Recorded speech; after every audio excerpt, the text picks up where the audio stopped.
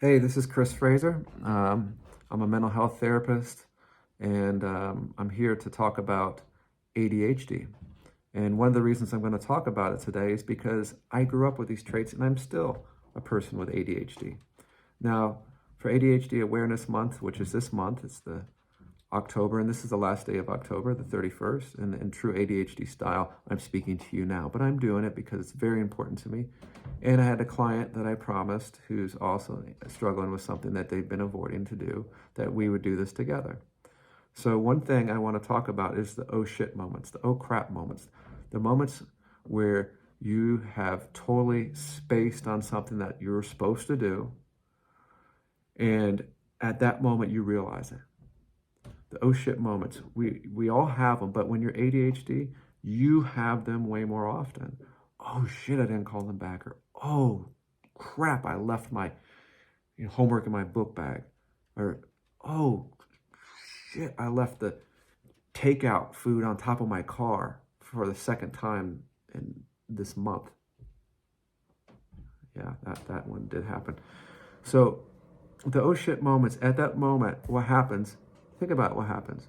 At that moment, we pick up, I call it the shit stick, and we hit ourselves like, I'm so fucking stupid. I can't believe I freaking did that again.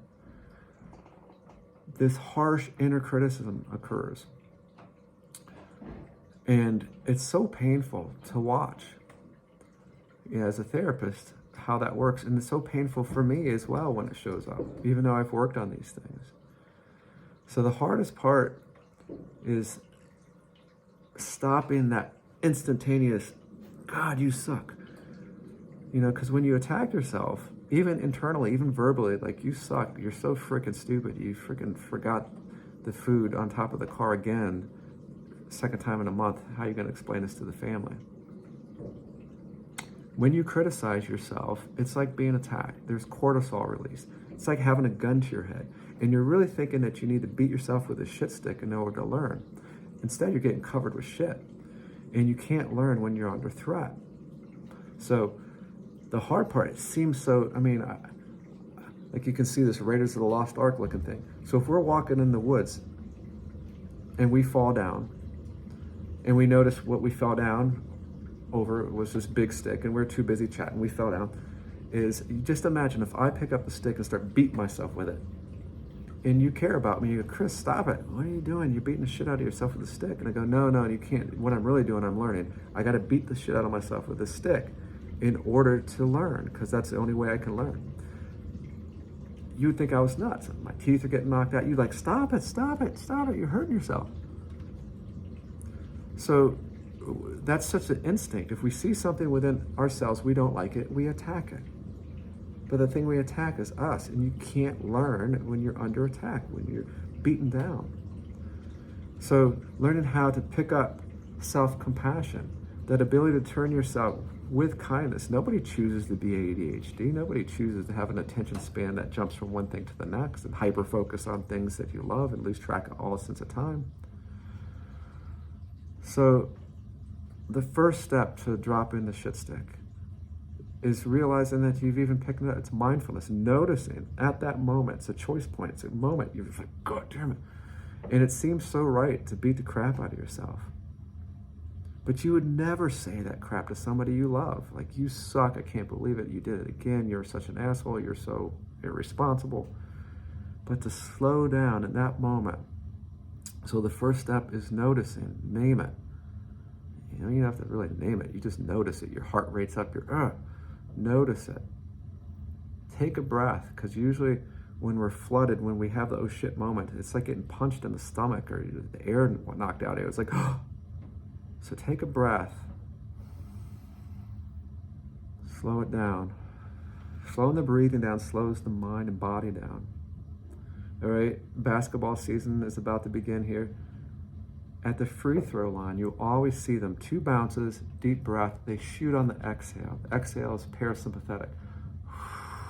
Slowing down, muscles relax. Sympathetic goes, shit.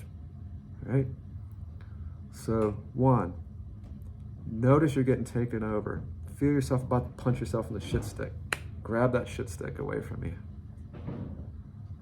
Soothe it.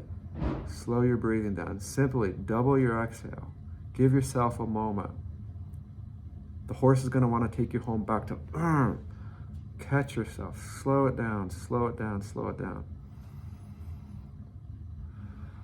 It's going to feel weird because your brain's going, what are you doing? Just beat the shit out of yourself. That's what you need. You really don't. You really don't. And then at that moment, that's a precious moment.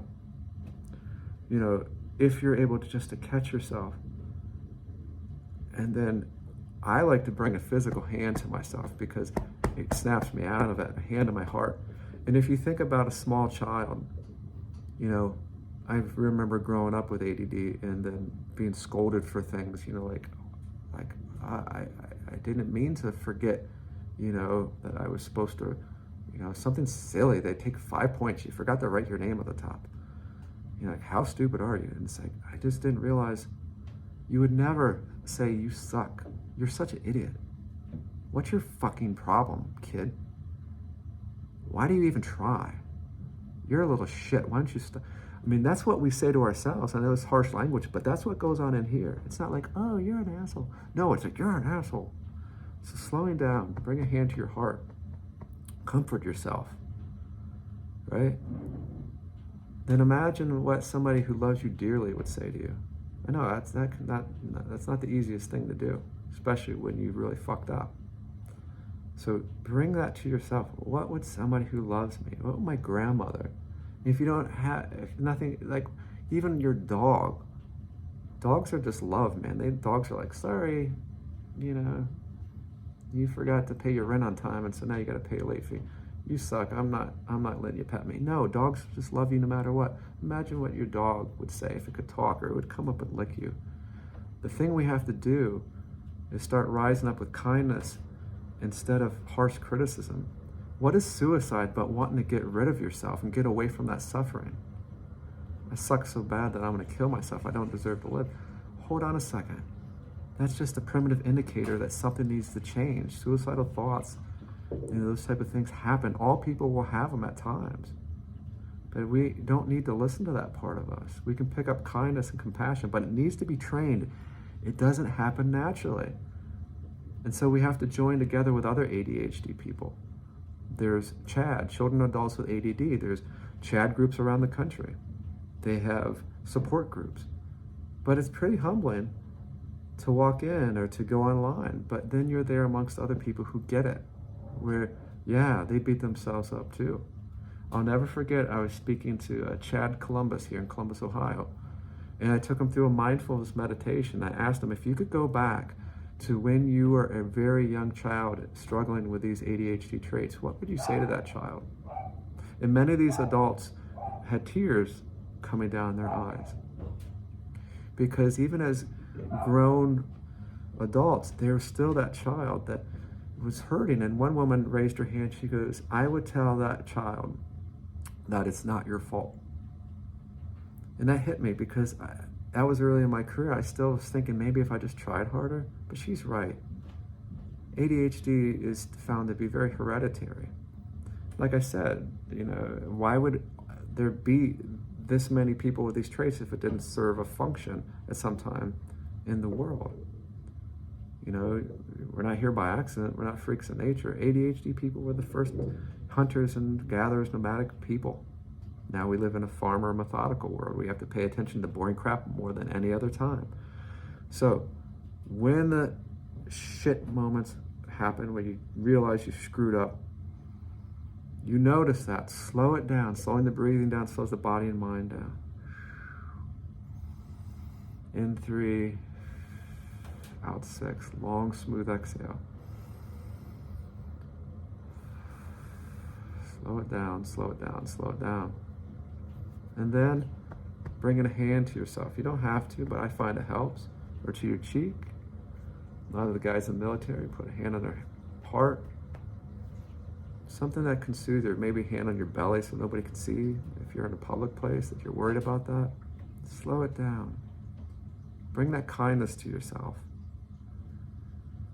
Because we can't shame ourselves into being better people, but we can learn to love ourselves into being again and again, again and again. Because there's going to be a no shit moment that you have that's going to be really crucial. And somebody that is really important is going to need you, and that's yourself. If you're not there for yourself, who will be?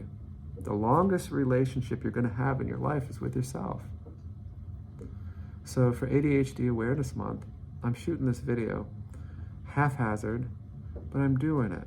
And if it affects one person, if one person can learn a little bit more about self-compassion, there's many resources. I suggest the work of Paul Gilbert over in England, the father of compassion-focused therapy. There's Dennis Tersch in New York. There's Russell Colts out in the West Coast in Washington State. And many, many others. There's me. I wrote a book for teens called Freedom, using mindful self-compassion to navigate the difficult waters of life as a teen. But no matter what, take time to slow down in those moments.